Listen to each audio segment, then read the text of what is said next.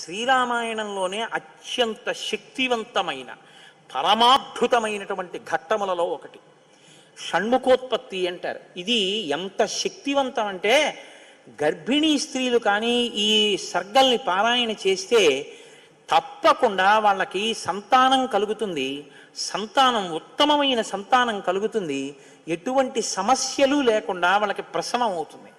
అంత శక్తి ఇందులోనే ఉంది. ఇందులోనే వాల్మీకి మహర్షి కుమార సంభవం అన్న మాట వాడారు.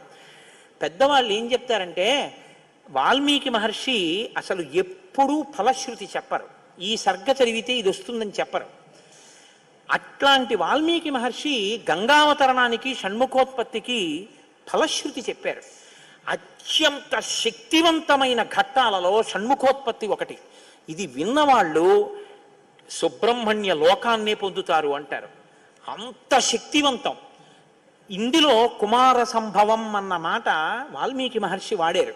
దీన్నే కాళిదాస్ గారు తీసుకున్నారు. తీసుకుని కుమార సంభవం అన్న గ్రంథాన్ని ఆయన ఆ పేరుతోనే రచన చేశారు. కానీ ఇప్పటికీ గర్భిణీ స్త్రీలు పారాయణ చేస్తే ఈ షణ్ముఖోత్పత్తినే వింటూ ఉంటారు. కాబట్టి ఇప్పుడు మీరు అవధరించండి. ఇప్పుడు వివాహమైనటువంటి పార్వతీ పరమేశ్వరులు ఏకాంతంలో విహరిస్తున్నారు. పురారామకృతోద్వాహో నీలకంఠో మహాతపాః దృష్ట్వా చ స్పృహయా దేవీం మైథునాయోపచక్రమే. వాళ్ళిద్దరూ అలా క్రీడించడం మొదలుపెట్టి 100 దివ్య సంవత్సరాలు పూర్తయిపోయాయి. వాళ్ళిద్దరూ ఏకాంతంలోంచి బయటికి రాలేదు, వాళ్ళకి బిడ్డ పుట్టలేదు. దేవతలందరూ కలుసుకున్నారు. పార్వతీ పరమేశ్వరులు ఇద్దరూ కనపట్టలేదంటే కొత్తగా పెళ్ళయింది కదా, 100 దివ్య సంవత్సరాల నుంచి విహారం చేస్తున్నారు. ఒక చిత్రమైనటువంటి ఆలోచన వచ్చింది వాళ్ళకి. ఊరే అసలు పార్వతీదేవే శక్తి స్వరూపిణి, పరమశివుడు తేజపుంజం మహానుభావుడు. ఇప్పుడు వాళ్ళిద్దరి యొక్క శుక్రశోణితములు కలిస్తే, తేజస్సులు కలిస్తే, ఈ లోకంలోకి ఒక కొత్త ప్రాణి వస్తే అసలు అటువంటి భూతమును అంటే అటువంటి ప్రాణిని మనం చూడడం కుదురుతుందా? అది ఎంత తేజోవంతంగా ఉంటుంది? ఎవరు వహిస్తారు ఆ భూతాన్ని? ఎవరు చూడగలరు ఆ ప్రాణిని? కాబట్టి మనం పరమశివుణ్ణి వెళ్ళి అడుగుదాం, మీరు రతిక్రీడ విరమించి బిడ్డల్ని కనద్దు అని అడుగుదాం అన్నారు. అయితే మీరు నన్ను మాట అడగచ్చు, ఏమండి బుద్ధి ఉందా అసలు ఈ మాట? వాళ్ళు అన్నారు అనుకోండి, మీరు ఎలా చెప్పారండి అని అడుగుతారు నన్ను. అసలు దేవతలకు ఎందుకండి ఈ వ్యవహారం? వాళ్ళు అలా ఎందుకు అనాలి? అలా అంటే మాత్రం దాన్ని మేము ఎలా అంగీకరించగలం ఈ విషయాన్ని? మీరు కంగారు పడిపోకుండా ఉండండి, నేను తర్వాత చెప్తాను ఎందుకు వస్తుందో. కాబట్టి ఇప్పుడు వాళ్ళందరూ కలిసి ఓ సమావేశం పెట్టుకున్నారు. నిజమే అంటే నిజమే. అందరూ కలిసి కైలాసానికి వెళ్ళారు. బయట నించుని పెద్ద కేకేశారు. ఏమని? దేవదేవ మహాదేవ లోకస్యాస్య హితేరత. ఓ దేవదేవ మహాదేవ, లోకమునకంతటికి రక్షించవలసిన వాడా అని కేకేశారు. వీళ్ళకి ఏం ఉపద్రవం వచ్చిందో ఆయన బయటకు వచ్చారు. ఆయన్ని చూడగానే వీళ్ళందరూ నేల మీద పడి నమస్కారం చేశారు.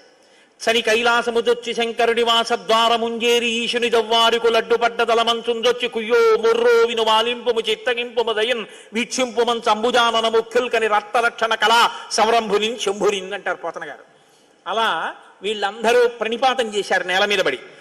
సురాణం ప్రణిపాతేన ప్రసాదం కర్తుమర్హసి నలోకాధారయిష్యంతి తవ తేజ సురోత్తమః అన్నారు. మహానుభావా, నీవు పార్వతీదేవితో కలిసి ఏకాంతంలో దివ్యక్రీడను అనుభవిస్తున్నావు. మీ ఇద్దరికి బిడ్డ పుడితే దుస్సహం, మేము తట్టుకోలేం. అందుకని నీ తేజస్సుని నీ తేజస్సులోకి అణిచేసేయి, ఆమె తేజస్సుని ఆమె తేజస్సులో అణిచివేయమను. మీ ఇద్దరూ ఒకరి పట్ల ఒకరు ఇటువంటి ఆభిముఖ్యం పొందకుండా తపస్సు చేసుకుంటూ కూర్చోండి అన్నారు.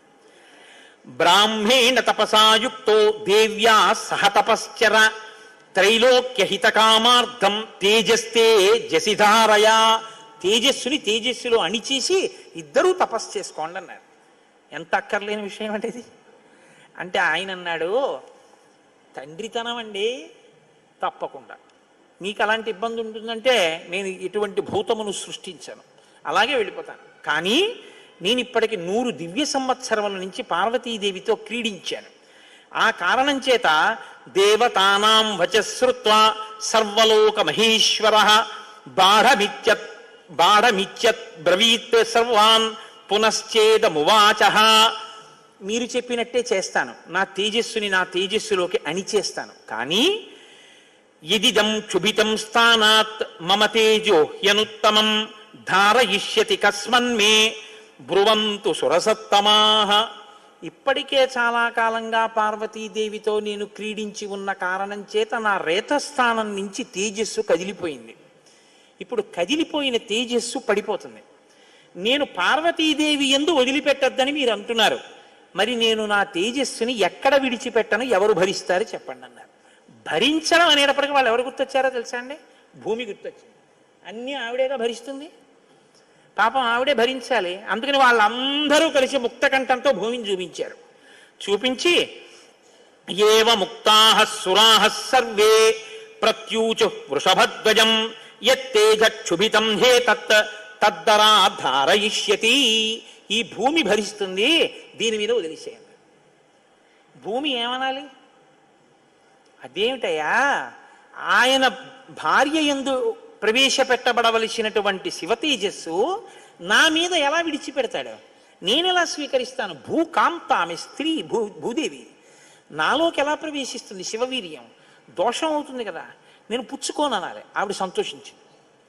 శివవీర్యం నాలో ప్రవేశించడం అంటే అదృష్టం కదా అనుకుని తప్పకుండా పుచ్చుకుంటానని అనేటప్పటికీ పరమశివుడు ఏం చేశాడంటే ఏవ ముక్త సురపతి ప్రముమోచ మహీతలే తేజసా పృథివీయేన వ్యాప్త సగిరికానన. ఆయన తేజస్సుని భూమి మీద వదిలిపెట్టేశాడు. అది ఉత్తర క్షణం భూమి అంతటా పాకేసింది. పాకేసి పర్వతాల్లో, నదుల్లో, సముద్రాల్లో, చెట్లలో పరివ్యాప్తమైతే ఆ తేజస్సు యొక్క స్థితిని భూమి తట్టుకోలేకపోయింది. తట్టుకోలేక పెద్ద పెద్ద కేకలేసింది ఆవిడ. తతో దేవాః పునరిదం ఊచుశ్చాధ హుతాశనం ప్రవిశత్వం మహాతేజో రౌద్రం వాయు సమన్వితః. నా ఒళ్ళు మండిపోతోంది, దగ్ధమైపోతోంది నా శరీరం అంతా. శివవీర్యాన్ని నేను భరించలేకపోతున్నాను, దాని శక్తి నేను తట్టుకోలేకపోతున్నాను.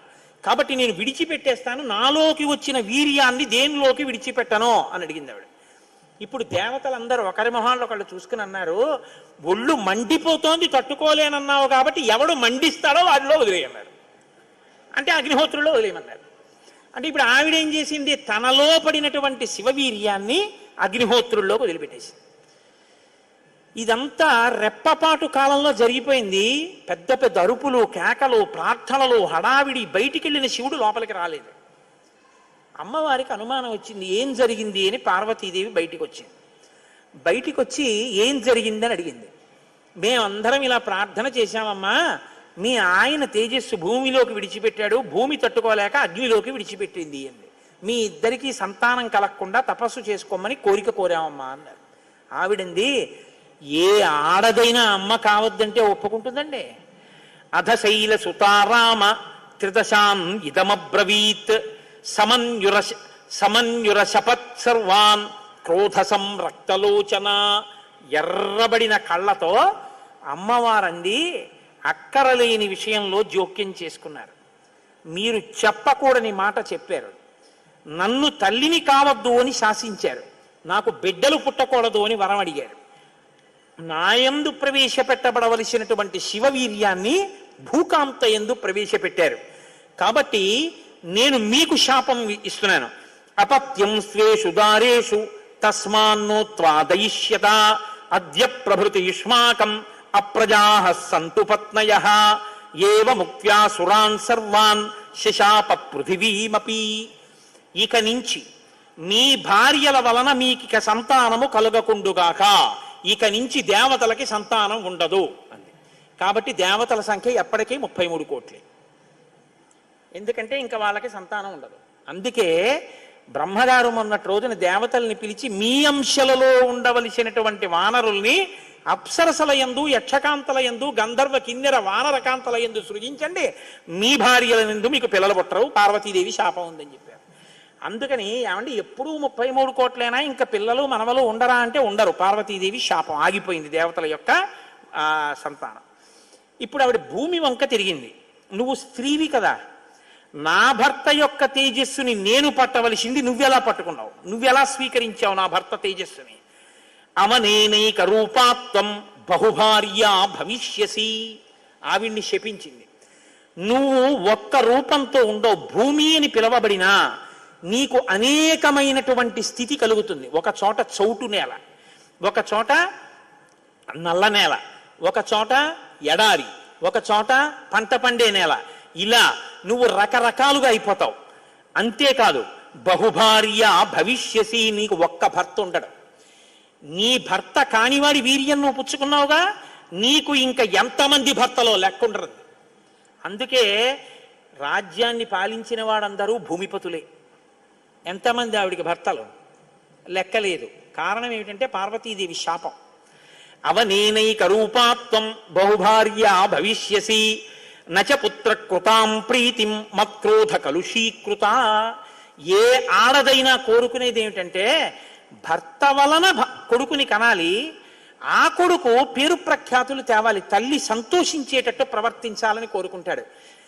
ఏ తల్లి ఈ లోకంలో ఏ ఒక్కటి సహించదో అది నీ యందు నిజమగుగాక. ఏ తల్లి అయినా ఏది సహించలేదు, ఎంత తప్పైనా సహిస్తుంది. కానీ అమ్మ వంక ఆడదాన్ని చూసినట్టు చూశాడు అనుకోండి కొడుకు, అమ్మ మాత్రం ఒక్కనాటికి క్షమించదు. ఇంకా అమ్మలో ఆడతనాన్ని చూడకూడదు. ఇంకంతకన్నా పవిత్రంగా మాట్లాడడం కష్టం, ఇంకంతకన్నా నేను దిగి మాట్లాడను. కాబట్టి అమ్మతనాన్నే చూడాలంతే కొడుకు. కానీ నీ విషయంలో ఏమవుతుందో తెలుసా, నీ కొడుకులందరూ నీకు భర్తలు అవుతారు. అందుకే భూమిపతి పతే, ఆయన తర్వాత ఆయన కొడుకు, ఆయన భూమిపతే. ఎంత దారుణం అండి అది. ఒక ఆయన పరిపాలిస్తున్నాడు, ఆయన భూమిపతి, ఆయనకి కొడుకు పుట్టాడు. ఇప్పుడు భూమికి ఆయన ఏమవ్వాలి? కొడుకు. ఆ భూమిపతి వెళ్ళిపోయాడు, ఇప్పుడు ఈయనేమవుతాడు? ఈయన భూమిపతే, తన కొడుకు తనకి భర్త. ఇంతకన్నా దారుణమే ఉంది? ఇది పార్వతీదేవి శాపం. కాబట్టి నచ పుత్ర కృతాం ప్రీతిం మత్క్రోధ కలుషీకృత ప్రాప్యసిత్వం సుదుర్మేధే మమ పుత్రమనిచ్చతి. నాకు బిడ్డలు కలగకుండా చేశారు కాబట్టి మీరు ఈ శాపం అనుభవించండి అని లోపలికి వెళ్ళిపోయారు. ఇప్పుడు వీళ్ళందరూ ఇలా వేళ్ళు విరిచారు. ఒరే అక్కర్లేని విషయంలో జోక్యం చేసుకున్నాను రా, ఎవడ్రా ఈ మాట చెప్పింది అసలు అన్నారు. వాడు ఉంటాడేమిటి ఇంకక్కడ. ఇప్పుడు అందరూ భారంగా తలకాయలు ఉంచుకుని ఇళ్ళకెడితే వీళ్ళ శిఖలు ఎవరు పట్టుకుంటారు? ఒరే ఎందుకు వెళ్ళావురా నువ్వు, నీ వల్ల నాకు ఇంకా బిడ్డలు కలగరని వాళ్ళు పట్టుకుంటారు. కాబట్టి ఇప్పుడు వాళ్ళందరూ ఇళ్ళకెళ్ళారు. సగత్వా తప అతిష్టత్ పార్శ్వే తస్యోత్తరే గిరే హిమవత్ ప్రభవే శృంగే సహదేవ్యా మహేశ్వర. హిమాలయ పర్వత ప్రాంతంలో పార్వతీ సహితుడై పరమశివుడు మాత్రం హాయిగా కూర్చుని తపస్సు చేసుకుంటున్నాడు. ఇంకా వాళ్ళిద్దరికీ బిడ్డలు పుట్టకూడదు అన్నారుగా, అందున ఆయన వెళ్ళి తపస్సు మొదలెట్టాడు. గొడవ ఎక్కడొచ్చింది? ఇక్కడతో ఏమైపోలేదు గొడవ. తారకాసురుడని వాడు బయలుదేరాడు. వాడికి తెలిసే విషయం, ఇక పార్వతీ పరమేశ్వరులకి బిడ్డలు పుట్టరని, దేవతలకి బిడ్డలు పుట్టరని తెలుసు వాడికి. వాడు బ్రహ్మగారి గురించి తపస్సు, వాడు చాలా తెలివైనవాడు. వాడు నాకు చావుద్దన్నాడు, అది కుదరదన్నాడు ఆయన. అయితే పార్వతీ పరమేశ్వరులకు కొడుకు పుడితే వాళ్ళ చేతిలో చచ్చిపోతానన్నాడు. బ్రహ్మగారు ఏమంటారు? తథాస్తు. వీళ్ళే అడిగారు పార్వతీ పరమేశ్వరుల్ని, వాళ్ళిద్దరూ తపస్సుకి వెళ్ళిపోయారు. ఇప్పుడు వెళ్ళి మీ ఇద్దరు బిడ్డలు కనండి అన్నారు అనుకోండి, ఇంకేమైనా ఉందా? వద్దన్నావు, అన్ని శాపాలు ఇచ్చేసింది ఆవిడ. అంటే మీరు బాగా గమనించండి, ఏదైనా ఆడది భరిస్తుంది, కానీ ఆడదాని అమ్మతనానికి, ఆడదాని భర్తృత్వాన్ని పంచుకోవడానికి ఇంకో ఆడదొస్తే మాత్రం ఈ లోకంలో సహించడం అన్నది ఉండదు. అది ఈ జాతి క్షమించలేదు. ఇది రామాయణం యొక్క తీర్పు. కాబట్టి ఇప్పుడు వీళ్ళు వెళ్ళి అడగలేరు పార్వతీ పరమేశ్వరుని. కొడుకు పుడితే తప్ప వీళ్ళకి బతుకులేదు. ఎందుకని? వీళ్ళని చాలా బాధ పెట్టేస్తున్నాడు తారకాసురుడు. కాబట్టి ఇప్పుడు ఏం చెయ్యాలో అర్థం కాక పార్వతీ పరమేశ్వరులను అడగలేక చతుర్ముఖ బ్రహ్మగారి దగ్గరికి వెళ్ళారు. వెళ్ళి, అయ్యా ఎలాగండి పార్వతీ పరమేశ్వరులకు కొడుకు పుడితే తప్ప మేము రక్షింపబడం, ఇప్పుడు పుట్టే మార్గం ఏమైనా ఉందా అని అడిగారు. అడిగితే ఆయన అన్నారు, శైలపుత్ర్యా యుదుక్తం తత్ న ప్రజా సంతు పత్నిషు తస్యావచనమక్లిష్టం సత్యమేతన్న సంశయ. ఒరే పార్వతీ పరమేశ్వరులకి ఇంక పిల్లాడు పుట్టడం అనేటటువంటి విషయాన్ని మీరు నేను ఇక వెళ్ళి అడగడం అన్న విషయం మర్చిపోండి. పోనీ మన దగ్గర శివుని యొక్క తేజస్సు ఉంది ఇంకాను. అగ్నిహోత్రుడు పుచ్చుకుని ఉంచాడుగా, అగ్నిహోత్రుల్లో ఉందిగా, యాపిల్ పండు ఫ్రిడ్జ్లో పెట్టుకున్నట్టు అగ్నిహోత్రుడి దగ్గర ఉంది అది. పోని దాన్ని తెచ్చి ఎవరిలోకైనా నిక్షేపిద్దామంటే మీ భార్యలు ఎవ్వరికీ పిల్లలు పుట్టరు. ఆవిడ శాపం ఉందిగా. పైగా ఆ శివవీర్యాన్ని భూకాంత పుచ్చుకుందనేగా అన్ని శాపాలు ఇచ్చింది. ఇప్పుడు దాన్ని తీసుకెళ్ళి ఇంకోళ్ళు ఎవరికన్నా ఇస్తామంటే ఎవరు మాత్రం పుచ్చుకుంటారు? ఏ ఆడది పుచ్చుకుంటుంది? పుచ్చుకుంటే కదా పిల్లలు పుట్టడం.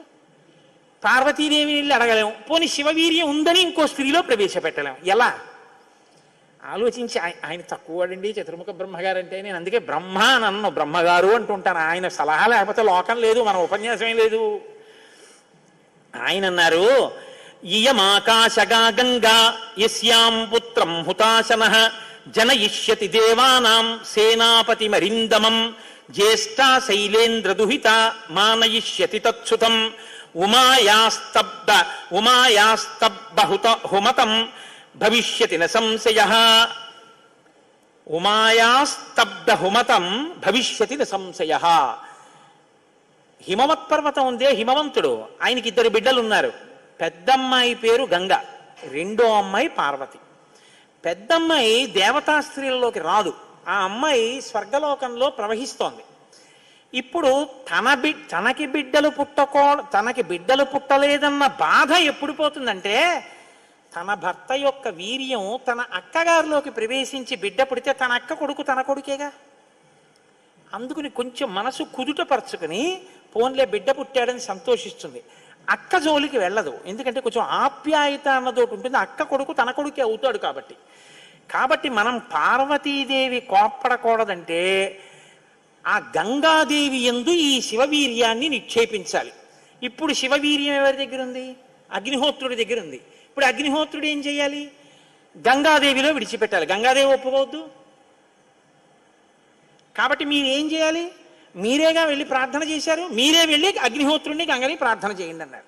ఇప్పుడు గంగాదేవి దగ్గరికి వెళ్ళి, అమ్మ ఏమనుకోవద్దు, శివవీర్యం అగ్నిహోత్రుడి దగ్గర ఉంది, నువ్వు అది బుచ్చుకో అంటే చీ నోర్మొయ్యి అంటే. అందుకని ఈ మాట ఎవరు చెప్పాలో ఒక్క పురుషుడు చెప్పాలి. పురుషులందరూ వెళ్ళి చెప్తే అసహ్యంగా ఉంటుంది. మీరు వెళ్ళి అగ్నికి చెప్పండి, అగ్ని వెళ్ళి ఆవిడికి చెప్తారని. ఎందుకంటే ఇంత ఇబ్బంది అంటే, ఇది గట్టిగా చెప్పుకునేది కాదు, ప్రయత్నం చేస్తున్నారు. పార్వతీ పరమేశ్వరులకి పుత్రుడు కలిగేటట్టని తెలిస్తే చంపేతలు పారేస్తాడు ఆయన తారకాసుడు. అందుకని ఎవరికీ తెలియకుండా జరగాలి ఈ పని అంతాను. ఇప్పుడు వీళ్ళందరూ కలిసి అగ్నిహోత్రుడి దగ్గరికి వెళ్ళారు. అయ్యా ఎంత గొప్ప సలహా చెప్పావు, ఏదో ఓ కారు చీకటిలో కాంతిరేఖ, కఠినమైన సాక్ష్యానికి సూక్ష్మమైన రంధ్రం దొరికాయి, ఇక మేము అల్లుకుంటాం కథ అన్నారు. తచ్చుత్వా వచనం తస్య కృతార్థ రఘునందన ప్రణిపత్య సురాः సర్వే పితామహమపూజయన్. బ్రహ్మగారికి పూజ చేసి నమస్కారం చేసి బయలుదేరి అగ్నిహోత్రుడి దగ్గరికి వెళ్ళారు. వెళ్ళి ఆయనతో అన్నారు, దేవకార్యమిదం దేవ. ఇప్పుడు మాట్లాడడం కొంచెం జాగ్రత్తగా మాట్లాడడం మొదలెట్టారు. ఇది దేవకార్యం, ఏదో మేము సరదాగా నువ్వు పట్టుకెళ్ళి అక్కడ విడిచిపెట్టు ఇలాంటి మాటలు చెప్పడానికి రాలేదు. నీకు పిల్లలు పుడితే నాకెందుకు, పుట్టకపోతే నాకెందుకు, ఇలాంటి వాటిల్లో ఇక మేము జోక్యం చేసుకోం, బుద్ధి వచ్చింది మాకు. కాకపోతే ఇది దేవకార్యం. ఇప్పుడు ఈ పిల్లాడు పుట్టకపోతే వీపులు పగిలిపోతున్నాయి తారకాసురుడి వల్ల, అందుకుని పుట్టాలి పిల్లాడు. కాబట్టి సంవిధత్ సహుతాశన శైలపుత్ర్యాం మహాతేజో గంగాయాం తేజవుత్సృజ. నీలో ఉన్న శివ తేజస్సుని పట్టుకెళ్ళి గంగలో విడిచిపెట్టు. గంగ పుచ్చుకుంటే, గంగకి కొడుకు పుడితే ఆ పిల్లవాడు పార్వతీ పరమేశ్వర పుత్రుడి కిందకు వస్తాడు. ఎందుకంటే పార్వతీదేవి అంగీకరిస్తుంది కాబట్టి. ఆ పిల్లవాడికి సేనానాయకత్వం ఇద్దాం, వాడు సేనాధిపతి అయితే వాడి చేతిలో తారకాసురుడు చచ్చిపోతాడు. అందుకని నువ్వు వెళ్ళి గంగను అడుగన్నారు. ఇప్పుడు పుచ్చుకునేటప్పుడు అప్రసన్నమైన మనస్సుతో ఆవిడ పుచ్చుకుంది అనుకోండి, ఇది ఎక్కడ చికాకు వచ్చిందిరా అని. అప్రసన్నమైన మనస్సుతో కానీ అలా పుచ్చుకుంటే తేజోవంతుడైన బిడ్డ సంభవించాడు. కాబట్టి ఆవిడ ప్రసన్నంగా పుచ్చుకోవాలి. అంటే ఆవిడ ప్రసన్నంగా పుచ్చుకోవడానికి యోగ్యమైన రీతిలో ఆవిడికి చెప్పాలి. కాబట్టి ఆయన వెళ్ళి చెప్పాడు అగ్నిహోత్రుడు, గర్భం ధారయ వైదేవి దేవతానాం ఇదం ప్రియం అన్నాడు. అమ్మా నువ్వు గర్భం ధరించాలమ్మా, ఆవిడ కన్య, భర్త లేడు, మరి నువ్వు గర్భం ధరించాలంటే అందావిడ దేవతానాం ఇదం ప్రియం. అమ్మ దేవకార్యం ఇది, అందుకుని నిన్ను అడుగుతున్నాను తప్ప ఇంకో మాట అనుకో కుష్మా తల్లి. అందుకని ఆవిడ అర్థం చేసుకుంది, ఓహో ఇంతకన్నా ఇప్పుడు లోకాన్ని రక్షించడానికి మార్గం లేదు, కాబట్టి శివ తేజస్సుని నాలోకి తీసుకుంటాను. తస్య తద్వచనం శ్రుత్వా దివ్యం రూపమధారయత్. ప్రసన్నంగా తీసుకుంది అనడానికి గుర్తు దివ్యమైన రూపాన్ని ధరించి శివ తేజస్సుని తనలోకి తీసుకుంది. ఇప్పుడు వీళ్ళ బాగా గమనించండి, సుబ్రహ్మణ్యోత్పత్తి అంటే ఎటువంటిదో తెలుసా అండి? 33 కోట్ల మంది దేవతలు ఇలా ఎదురు చూస్తున్నారు. ఇప్పుడు కాని శివవీర్యం ఎందుకో పనికి రాకుండా పోయిందనుకోండి, గంగ కానీ అయ్యి బాబాయ్ నేను భరించలేకపోతున్నానని వదిలేవతలు పారేసింది అనుకోండి, అంతే. ఇక శివవీర్యం లేదు, ఎందుకంటే ఉన్న శివవీర్యం పాడైపోయింది. కాబట్టి ఇక పుత్రుడు కలగడం. ఇక పుత్రుడు కలగకపోతే ఇక ఎప్పటికీ అసలు దేవతల యొక్క రాజ్యం అన్నది ఇక రాదు, తారకాసురుడే ఉంటాడు. కాబట్టి ఇక మీరు నేను పురాణం చెప్పుకోవడం ఇప్పటికీ ఉండదు, ఆయనే పరిపాలిస్తుంటాడు కదా. కాబట్టి ఇప్పుడు ఆ గంగ వల్ల బిడ్డ పుట్టాలి. వీళ్ళందరూ ఉత్కంఠతో ఎదురు చూస్తున్నారు. గంగ గర్భం ధరించి బిడ్డని కంటుందా? ఇది ఇంత చల్లటి గంగమ్మలోకి శివవీర్యం వెళ్ళింది. వెళ్ళగానే ఆవిడ ఇప్పుడు పెద్ద కేకేసింది, అయ్య బాబోయ్ ఈ శివవీర్యం యొక్క వేడికి నా నీరు ఉడికిపోతోంది, నేను భరించలేకపోతున్నాను, దీన్ని వదిలేస్తున్నాను. ఎక్కడ వదిలేనని వీళ్ళందరూ నీరసపడిపోయారు. అయ్యయ్యయ్యయ్యో మన ప్రణాళిక పోయింది అనేటప్పటికి తస్య తద్వచనం శ్రుత్వా దివ్యం రూపమధారయత్ దృష్ట్వా తన్మహిమానం. ఆ తర్వాత సమంతతస్తదా దేవీం అభ్యసించిత పావకః సర్వశ్రోతాంసి పూర్ణాని గంగాయా రఘునందన తమువాచ తతో గంగా సర్వతే దేవ పురోహితం అశక్తాధారణే దేవ తవ తేజస్ సముద్భవం దహ్యమానగ్నినాతేన సంప్రవ్యధితతే ససా. ఇప్పుడు నేను ఈ తేజస్సుని ఎక్కడ వదిలిపెట్టేను, నా సర్వాంగములు క్షోభించిపోతున్నాయంది ఆవిడ.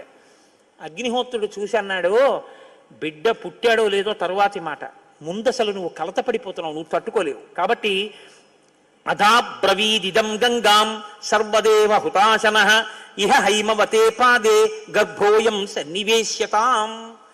అదిగో ఆ హిమాలయ పర్వత ప్రాంతముల యొక్క పాదముల యందు తీసుకెళ్ళి నీలో ఉన్నటువంటి శివ తేజస్సుని విడిచిపెట్టేసేయాలి.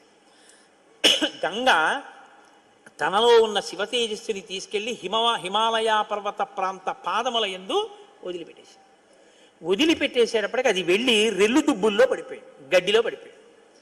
ఇప్పుడు అందులోంచి ఒక్కసారి కాంతి కనపడింది వాళ్ళకి. పిల్లాడు ఏమైనా వచ్చారా? వాళ్ళకి పిల్లాడు కావాలి. ఇప్పుడు వాళ్ళు చూస్తే సర్వం పర్వత సన్నద్ధం సవర్ణ భవద్వనం జాత రూపమితి ఖ్యాతం తదా ప్రభృతి రాఘవ సువర్ణం పురుష వ్యాఘ్ర హుతాసన సమప్రభం తృణవృక్షలతాగుల్వం సర్వం భవతి కాంచనం. ఆ శివవీర్యంలోంచి ఆ తేజస్సులోంచి అగ్ని ఎటువంటి కాంతితో ఉంటాడో అటువంటి కాంతితో మొట్టమొదట బంగారం పుట్టింది లోకంలో. బంగారం శివవీర్యం, అందుకే బంగారానికి శివవీర్యం అని పేరు. బంగారం పుట్టి బంగారంతో అక్కడ ఉన్నటువంటి తృణవృక్ష లతాగుల్మం సర్వం భవతి కాంచన, ఆ గడ్డి చెట్లు అన్ని బంగారు రంగులో మెరిసిపోయాయి ఒక్కసారి. తర్వాత వెండి పుట్టింది. ఆ వెండిని చూశారు, తెల్లగా ఉంది వెండి, అయిపోయింది. ఆ తర్వాత ఇంకా మిగిలినటువంటి చారంలోంచి రాగి ఇనుము పుట్టాయి. మిగిలిపోయినటువంటి మలంలోంచి తగరము సీసము పుట్టాయి. తప్ప పిల్లవాడు మాత్రం కనపడలేదు. అయిపోయింది మన ప్రణాళికంతా, పిల్లవాడు పుట్టలేదు అని దిగాలు ముఖాలు వేసుకుని ఆ పైనుంచి చూస్తున్నారు. ఆ రెల్లు దుబ్బుల్లో రాత్రివేళ తెల్లగా మెరుస్తాయే రెల్లు దుబ్బులు, ఆ రెల్లు దుబ్బుల్లోంచి తదగ్నినా పునర్వ్యాప్తం సంజాత శ్వేత పర్వత దివ్యం శరవణం చైవ పావకాదిత్య సన్నిభం. బ్రహ్మాండమైనటువంటి కాంతులు మెరిసిపోతుండగా 6 ముఖాలతో అద్భుతమైన సౌందర్యంతో ఒక పిల్లవాడు పుట్టి పాల కోసం ఏడ్చాడు. అమ్మయ్యా పుట్టాడు రా పిల్లాడు, శివపుత్రుడు జన్మించాడు, మన బాధలు తీరాయని వాళ్ళందరూ పొంగిపోయారు. షష్ఠి 6 ముఖాలతో షణ్ముఖుడై పుట్టాడు. ఆ పుట్టినటువంటి వాడు కూడా మహానుభావుడు 6 ముఖాలతో పుట్టాడు కాబట్టి షణ్ముఖుడు. పుట్టిన పిల్లాడికి పాలివ్వాలి, ఆ కృత్తికల్ని పిలిచి మీరు పాలివ్వండి అన్నారు. వాళ్ళన్నారు మేం పాలిస్తాం, కానీ తాం క్షీరం జాతమాత్రస్య కృత్వా సమయముత్తమం దదు పుత్రో యమస్మాకం సర్వాతామితి నిశ్చితాః. ఇప్పుడు పాలిస్తే కానీ మరి పిల్లాడు బతకడం. కాబట్టి వాళ్ళు అన్నారు మేము పాలిస్తాం, కానీ ఆ పిల్లాడిని మా పేరుతో పిలుస్తారా అన్నారు, మా పిల్లాడని చెప్తారా అన్నారు. అబ్బాయి అలా ఎలా కుదురుతుందండి అన్నారు అనుకోండి. వాళ్ళు పాలివ్వకపోతే పిల్లాడు. అందుకని వీళ్ళు వెంటనే దేవతలందరూ అన్నారు తతస్తు దేవత సర్వ కార్తికేయ ఇతి బ్రువన్. కార్తికేయుడు అన్నాం కదా, ఇవ్వండి పాలన్నారు. అమ్మతనం ఎంత గొప్పదో చూడండి. ఇప్పుడు ఈ కృత్తికలు 6 పిల్లాడికి 6 ముఖాలతో ఉన్నవాడికి 6 పాలిచ్చారు. వాడు పాలు తాగాడు. పుత్రస్త్రైలోక్య విఖ్యాతో భవిష్యతి న సంశయ. కార్తికేయుడని మేం పిలవడం కాదు, 3 లోకాల్లో పిలుస్తారు ఈ పిల్లాన్ని, సరేనా అన్నారు దేవతలు. అప్పుడు వాళ్ళు పాలిచ్చారు. కాబట్టి కార్తికేయుడు. అగ్నిలో శివవీర్యం చాలా కాలం నిలవ ఉంచబడి అగ్నిహోత్రుడు గంగలో ప్రవేశపెట్టాడు కాబట్టి పావకి. శరవణములు అంటే రెల్లు దుబ్బుల్లోంచి పుట్టాడు కాబట్టి శరవణ భవ. ఎప్పుడు శుద్ధమైనటువంటి బ్రహ్మణ్య జ్ఞానంతో ఉంటాడు కాబట్టి సుబ్రహ్మణ్యం. తల్లి కడుపులోంచి స్ఖలనమై పుట్టాడు కాబట్టి స్కందుడు. ఆయన ఉత్పత్తి చేతనే ఇన్ని పేర్లతో వచ్చాడు. ఏమంటే మీరు ఇంత గొప్పగా ఏదో పాపం నోరు కొట్టుకు చెప్పారు, కానీ మాకు అసలు అనుమానం మాత్రం అలా ఉండిపోయింది, మీరు మంగళం చెప్దాం అనుకుంటున్నారేమో. అలా అనత్సా దేవతలు, అలా అడగడం వల్ల కదా ఇంత కథ వచ్చింది. అలా ఎందుకు అడగాలి అసలు అంటే, మహానుభావుడు శంకర భగవత్పాదాచార్య స్వామి వారు బ్రహ్మసూత్రాలకి చేసినటువంటి వ్యాఖ్యానంలో ఒక చోట ఉదహరించారట దీని గురించి. దాని గురించి అసలు ఇలా ఎలా జరిగిందని కంచికామకోటి పీఠాధిపతులు చంద్రశేఖరేంద్ర సరస్వతి స్వామి వారు ఎంతమంది పౌరాణికులను అడిగారట. ఆఖరికి ఒక ఆయన దీని మీద పరిశోధన చేసి త్రిపురా రహస్యంలో ఉన్నటువంటి మంత్రాల యొక్క వ్యాఖ్యానంలో దీని అసలు వృత్తాంతం ఎక్కడుందో పరమాచార్య స్వామి వారికి తీసుకొచ్చి చెప్పారు. త్రిపురా రహస్యంలో ఉంది దీని రహస్యం, అక్కడి నుంచి అనుసంధానం చేయాలి దాన్ని. సనత్కుమారుడు అని ఒక ఆయన బ్రహ్మమానసపుత్రుడు, ఆయన పుట్టుక చేత మహాజ్ఞాని. అటువంటి పిల్లవాడు ఆయన ఎప్పుడూ తనలో తాను బ్రహ్మజ్ఞానంలో రమిస్తూ ఉండేవాడు. ఆయన ఒక రోజు రాత్రి నిద్రపోవడం అంటే గుర్తుపెట్టుకోండి, బ్రహ్మవేత్త నిద్రకి కూడా ఆయన సాక్షి. అటువంటి ఆయనకి కల వచ్చిందంటే అవస్థ ఏర్పడింది, స్వప్నావస్థ. ఆ కల్లో తాను రాక్షస సైన్యాల మీద యుద్ధం చేస్తున్నట్టు కల వచ్చింది. ఆయన తెల్లబోయి ఇదేమి నాకు కల రావడం ఏమిటి, కల రావడం అంటే మనసులో ఏదో కోరిక ఉంది, ఆ కోరిక కల్లో కనపడింది, స్వప్నావస్థలోకి వెళ్ళాను, ఇది దోషం కదా, నాకు అలా ఎందుకు జరిగిందని తండ్రి చతుర్ముఖ బ్రహ్మగారి దగ్గరికి వెళ్ళారు. వెళ్ళి నాన్నగారు నాకు ఇలా కల ఎందుకు వచ్చింది నాన్నగారు అసలు అని అడిగాడు. ఆయన అన్నాడు, నాయనా నీకు ఇలా కల రావడానికి ఒక కారణం ఉంది. నువ్వు పూర్వజన్మలో వేదాన్ని నేర్చుకునేటప్పుడు వేదంలో దేవతల గురించి రాక్షసుల గురించి దేవదానవ యుద్ధాల గురించి చదివి, ఈ రాక్షసులు ఎప్పుడు వేద ప్రమాణానికి వ్యతిరేకంగా ఎందుకు ఇలాంటి పనులు చేస్తుంటారు, వీళ్ళని పట్టుకుని చంపేయాలని వ్యగ్రత పొందావు. ఆ వ్యగ్రత జీవుణ్ణి పట్టుకుంది. అది ఈ జన్మలో బ్రహ్మవేత్తవైనా నీకు ఆ వాసన ఉండిపోయింది, అది ఇప్పుడు కలగా వచ్చింది. అది తీరాలంటే నువ్వు దేవసేనకి అధిపతివి కావాలి. నువ్వు దేవసేనకి అధిపతివై రాక్షసుల్ని సంహరిస్తే ఆ కోరిక తీరుతుంది. నాన్నగారు నేను దేవాసేనాపతిని కావలసిందేనా ఆయన అన్నాడు చతుర్ముఖ బ్రహ్మగారు. వచ్చేసారు ఆయన, తన అనుష్ఠానంలో తనున్నారు. ఈలోగా పరమశివుడు ఒక సంకల్పం చేశాడు. పరమశివుణ్ణి మించిన జ్ఞాని లోకంలో ఇంకా లేడు. ఎక్కడైనా జ్ఞానం అంటూ ఉంటే అది కేవలం శాంకర భిక్ష. పరమశివుడి యొక్క భిక్షయే జ్ఞానం. అందుకే ఆయన్ని ఈశాన సర్వ విద్యానాం ఈశ్వర సర్వభూతానాం బ్రహ్మాధిపతిర్బ్రహ్మణోధిపతిర్బ్రహ్మ శివో మే అస్తు సదాశివోం మంగళములకు మంగళం నా తండ్రి. అంతటి మహాజ్ఞాని శంకరుడంటే. ఆయన దగ్గర నుంచే వెళ్ళాలి జ్ఞాన గంగ. కాబట్టి పరమశివుడికి ఒకప్పుడు కోరిక పుట్టిందిట, నేను ఇప్పటిదాకా అన్ని విషయాలు చెప్పడం కానీ నేను ఓడిపోయిందన్నది లేదు ఎవరి దగ్గర. ఓడిపోవడం అంటే బయట వాళ్ళ దగ్గర ఓడిపోతే బాగుండదుగా. ఓడిపోవడం అనేటటువంటిది కూడా మనిషి జీవితంలో సన్మానంగా ఎప్పుడు మారుతుంది? పుత్రాదిచ్చేత్ పరాజయం. తన కొడుకు చేతిలో తాను ఓడిపోవాలి.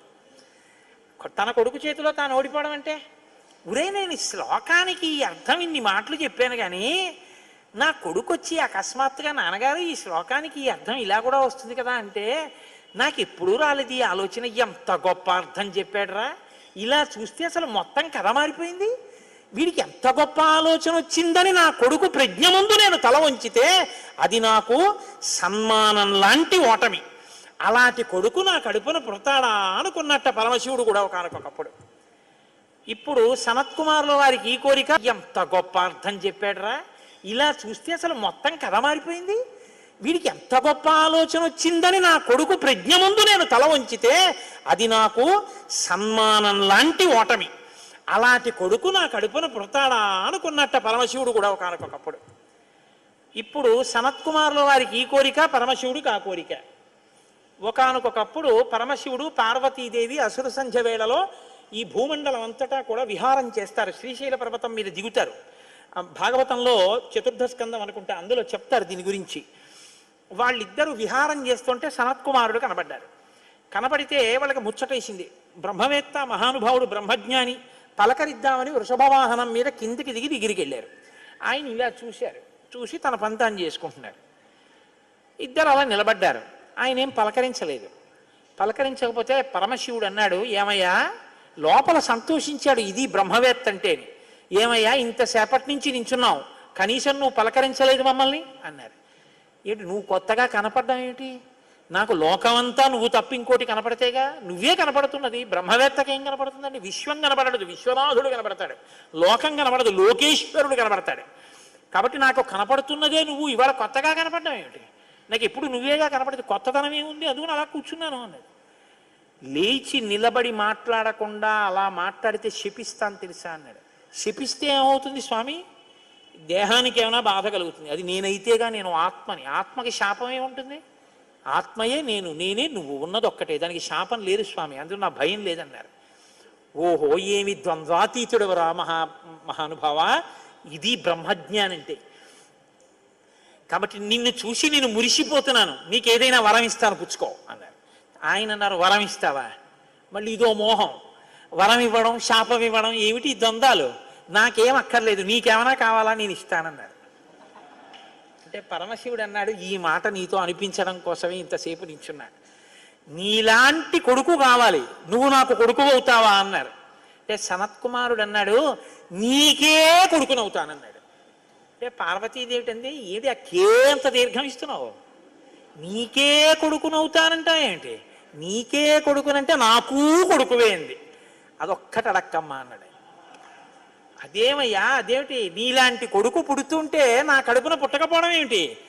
అమ్మా, ఎంత పార్వతీదేవివైనా తల్లి, నేను ఒక కడుపున పుట్టడం అంటే అమ్మా, తల కింద పెట్టి కాళ్ళు పైకి పెట్టి 9 నెలలు అమ్మ కడుపులో పడుకుని యోనిద్వారంలోంచి బయటికి రాలేనమ్మా. శివకుమారుడిగా పుడతాను, నీకు కుమారుణ్ణే తప్ప అమ్మ నీ కడుపున మాత్రం పుట్టనన్నాడు.